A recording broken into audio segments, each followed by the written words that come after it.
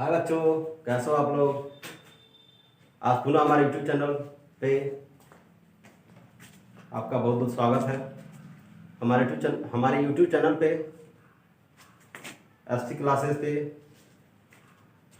आपको पुनः जो है द्विघात समीकरण के कुछ सवाल छूटे थे वो आपको बताने हैं, बताए जाएंगे आपको। द्विघात समीकरण का अध्याय 4 द्विघात समीकरण प्रश्नावली 4.1 का कुछ सवाल जो है बताना है आपको। आइए आपको सवाल बताते हैं। चलिए आपको बताते हैं उसी प्रश्नावली का 4.1 का दूसरे का तीसरा सवाल।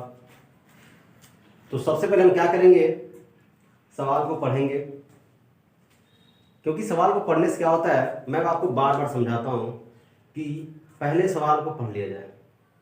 पहले सवाल को पढ़ेंगे, कुछ न कुछ जो है आपको समझ में आएगा और आप उस सवाल को जो है आसानी पूर्वक लगा सकते हैं। तो आइए सवाल पहले पढ़ा जाए। क्या सवाल कह रहा है, आइए पढ़ते हैं। क्या है सवाल। रोहन की माँ उससे 26 वर्ष बड़ी है। उनकी आयु का गुणनफल अब से 3 वर्ष पश्चात 360 हो जाएगी। हमें रोहन की वर्तमान आयु ज्ञात करनी है। यानी रोहन की आयु जो है हमें पता नहीं है। तो जब किसी का मान आपको न पता हो तो हम उसको x, y, z मतलब A to Z हम कुछ भी मान सकते हैं। तो आइए जो है सवाल को हल करते हैं। चलिए देखते हैं। रोहन की माँ उससे 26 वर्ष बड़ी है। किससे? रोहन से। यानी रोहन की जो उम्र है वो हमें पता नहीं है। तो चलिए रोहन की आयु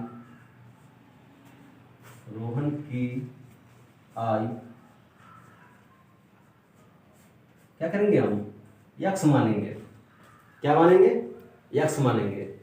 पुनः जो है रोहन की माँ उससे बड़ी है। उससे बड़ी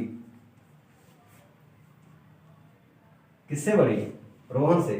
कितने वर्ष बड़ी है? 26 वर्ष। तो रोहन की आयु हमें नहीं पता है, तो 26 वर्ष बड़ी है। तो x प्लस हम 26 कर देंगे। क्या कर देंगे? x plus 26। ठीक है, आइए आगे बढ़ते हैं। कह रहा है कि उनकी आयु का गुणनफल अब से 3 वर्ष पश्चात। अब चलिए देखते हैं। 3 वर्ष पश्चात मतलब क्या होता है बच्चों? पश्चात मतलब होता है बाद में। क्या होता है? बाद में। तो हम क्या करेंगे, दोनों में, यानी 3 वर्ष पश्चात। जैसे कि मान लीजिए यदि आपकी उम्र 10 वर्ष है तो 3 वर्ष बाद आपकी उम्र क्या हो जाएगी? 13 वर्ष। मतलब क्या हो गई? उम्र बढ़ रही है। तो अगर माँ की उम्र बढ़ेगी तो बच्चे की भी उम्र बढ़ेगी। बढ़ेगी नहीं बढ़ेगी? तो आइए इसमें हम x प्लस 3 हो जाएगा। ठीक है, पुनः माँ की आयु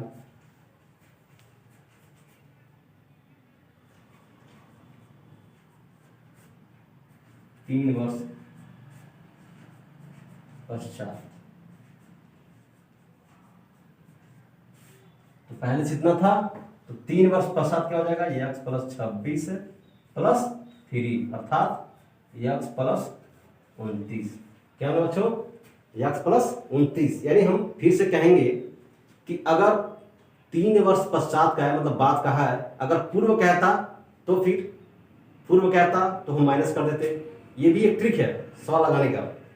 अगर पश्चात का है तो आपको प्लस करना है, अगर पूर्व कहता तो माइनस करते। जैसे कि हमने बताया आपको कि 3 वर्ष पूर्व अगर कहता तो यदि आप अगर 10 वर्ष के हैं तो 3 वर्ष पहले आप कितने साल के होंगे, तो हम घटा देंगे। कितने साल का हो जाएंगे? 7 वर्ष। उसी तरह से जो है पश्चात कहा है तो 3 वर्ष पश्चात यानी आने वाला, यानी बाद में। तो अगर आप 10 साल के हैं तो 13 साल हो जाएंगे। तो हम क्या करेंगे, रोहन की माँ में भी 3 वर्ष जोड़ेंगे और रोहन में भी 3 वर्ष जोड़ेंगे। तो हमने 3 वर्ष दोनों में जोड़ दिया, ठीक है। अब इन दोनों का गुणनफल, चलिए दोनों का गुणनफल, ठीक है बच्चों, गुणनफल यानी किसका किसका, x प्लस 3,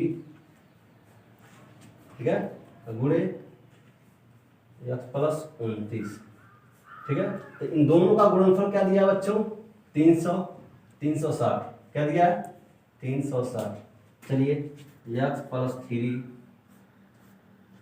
गुणे x प्लस 29 बराबर 360, ठीक है बच्चों। अब हम मल्टीप्लाई करेंगे, क्या करेंगे, मल्टीप्लाई करेंगे, ठीक है। चलिए जैसे कि आपको पहले बताए थे कि जब भी गुणा करना हो तो कैसे करते हैं, आइए फिर बताते हैं आपको। हम पहले पद, इन दोनों में किसी एक को, यानी पहले पद को है यहाँ पे जो है हम लेंगे, हम किसी को भी ले सकते हैं। चलिए हम इसको लेते हैं, तो हम क्या करेंगे, यक्स लिखेंगे और इस पूरे पद को लिख देंगे। क्या है आपका, यक्स प्लस 29, क्या है 29, फिर प्लस 3 है ना, हम प्लस 3 लिखेंगे, ओके बच्चों, फिर यक्स प्लस 29 लिख देंगे इसी पूरे पद को, ठीक है। अब बराबर क्या करेंगे हम 360, ठीक है। आइए गुणा करते हैं, चलिए यक्स यक्स क्या होगा बच्चों, यक्स स्क्वायर, ठीक है बच्चों, प्लस यक्स का 29 में करेंगे तो 29 यक्स, ठीक है बच्चों, प्लस 3 का यक्स में करेंगे तो क्या होगा 3 यक्स, प्लस प्लस प्लस क्या होगा बच्चों, प्लस होगा। अब 3 का गुणा हम 29 में करेंगे तो कितना होगा, 3 3 9 27 को 7, हासिल 2 4 3 2 6 6 2 8 87 होगा बच्चों, बराबर 360, ठीक है बच्चों।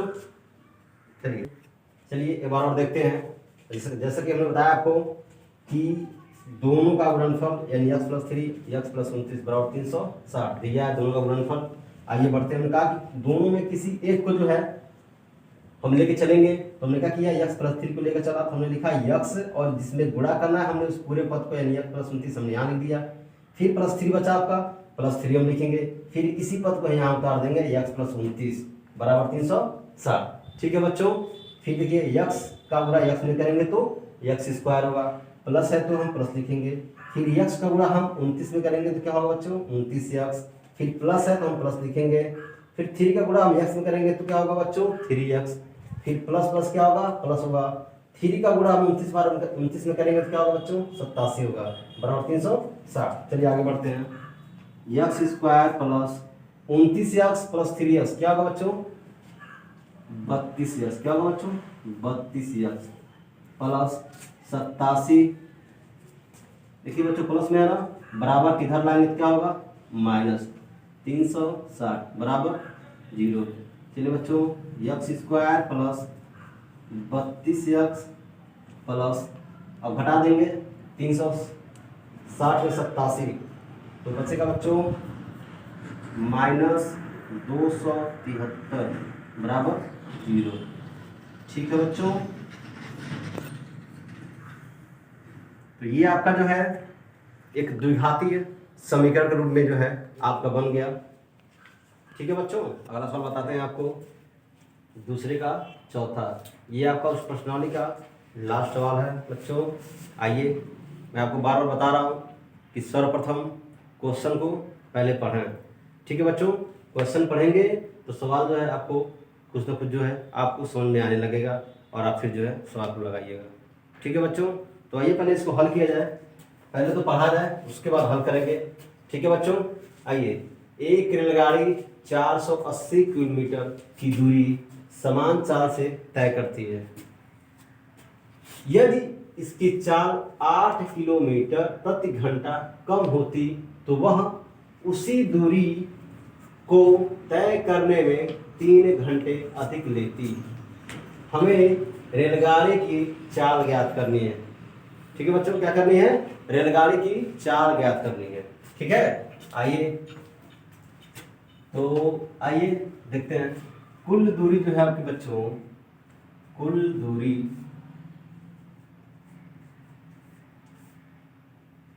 क्या दिया बच्चों 480, किलोमीटर, km किलोमीटर। ठीक है बच्चों, चलिए रेलगाड़ी 480 किलोमीटर की दूरी समान चाल से तय करती है। चाल क्या दिया है बच्चों, नहीं पता है तो हम क्या मानेंगे, u। चाल को u से दर्शाते हैं बच्चों। चलिए चलते आगे बढ़ते हैं, सूत्र का प्रयोग करेंगे। समय बराबर क्या होता है बच्चों, दूरी बट्टे चाल। ठीक है बच्चों, फिर देखिए कुल दूरी जो है आपको कितना दिया है, 480। चाल नहीं पता है तो हमने u मान लिया। सूत्र का प्रयोग करेंगे, समय बराबर दूरी बट्टे चाल। चलिए बच्चों आगे बढ़ते हैं, समय बराबर दूरी कितना बच्चों आपकी 480 बटे u। ठीक है बच्चों, क्या दिया है, दूरी दिया है 480, चाल दिया आपका u। ठीक है बच्चों, चलिए पुनः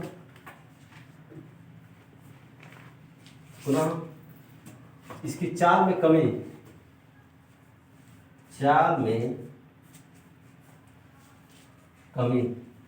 कमी कहा है बच्चों, तो क्या करेंगे, घटा देंगे। किसमें, चाल को हमने u माना है तो u माइनस 8 कर देंगे। ठीक है बच्चों, u माइनस 8 करेंगे। ठीक है, चलिए आगे बढ़ते हैं। तो वह उसी दूरी को तय करने में 3 घंटे अधिक समय लेता है। चलिए बच्चों ठीक है, फिर से सूत्र का प्रयोग करेंगे। समय बराबर दूरी बट्टे चाल, दूरी बट्टे चाल। फिर से समय बराबर दूरी कितना दिया बच्चों, 480 बट्टे चाल कितना बच्चों, u माइनस 8। ठीक है बच्चों, फिर से देखिए ध्यान से, यदि इसकी चाल 8 किलोमीटर प्रति घंटा कम होती तो वह उसी दूरी को, यानी दूरी आपकी वही है लेकिन चाल में कमी हो रही है, चाल में कमी हो रही है। चलिए, तो वह उसी दूरी को तय करने में 3 घंटे अधिक समय लेती है। तो आइए बच्चों आगे देखते हैं दूसरा स्टेप। प्रश्नानुसार, यानी प्रश्न के अनुसार क्या करेंगे, हम लिखेंगे 480 बट्टे u माइनस 8, फिर माइनस 480 बट्टे u, 480 बट्टे u बराबर क्या होता है बच्चों, 3 घंटे अधिक समय लेती है, तो हम यहाँ 3 लिख देंगे। ठीक है बच्चों, चलिए अब यहाँ पे जो है हमको इसका क्रॉस मल्टीप्लाई मतलब तिर्यक गुणा हम करेंगे। तो आइए देखते हैं बच्चों, तिर्यक गुणा करेंगे तो 480 में u से करेंगे तो कितना होगा बच्चों, 480u।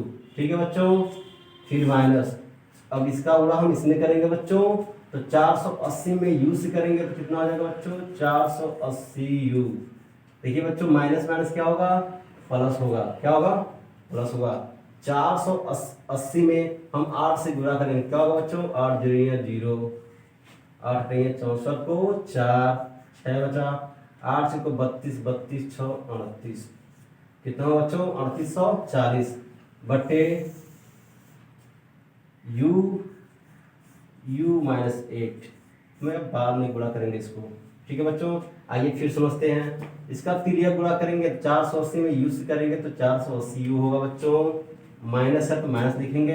अब इसका गुणा इसमें करेंगे तो 480 में u से करेंगे तो 480u होगा बच्चों, माइनस माइनस प्लस होगा, प्लस में लिखा। 480 में हमने 8 से गुणा किया तो मिला 3840। ठीक है बच्चों, फिर बराबर जो 3 है वो लिखेंगे। ठीक है बच्चों, देखिए माइनस और प्लस हम क्या करेंगे बच्चों, काट देंगे। क्या करेंगे, काट देंगे। आइए आगे बढ़ते हैं, मिला आपको 3840 बटे, हम गुणा करेंगे बच्चों, क्या होगा, u स्क्वायर माइनस 8u बराबर 3 बटे 1 कर देंगे बच्चों, u है बच्चों। ठीक है बच्चों, आइए देखते हैं, आगे बढ़ते हैं। 3840 बटे u माइनस 8u बराबर 3 बटे 1 बच्चों करेंगे। ठीक है बच्चों, चलिए अब यहाँ भी जो है इसका हम तिर्यक गुणा करेंगे। ठीक है बच्चों, तो क्या करेंगे, 3u स्क्वायर माइनस 3 बटे 24u बराबर 3840। ठीक है बच्चों, पुनः जो इसमें 3 कॉमन करेंगे, 3 कॉमन करेंगे बच्चों, हो जाएगा u स्क्वायर माइनस 3/24 8u बराबर 3840 बच्चों।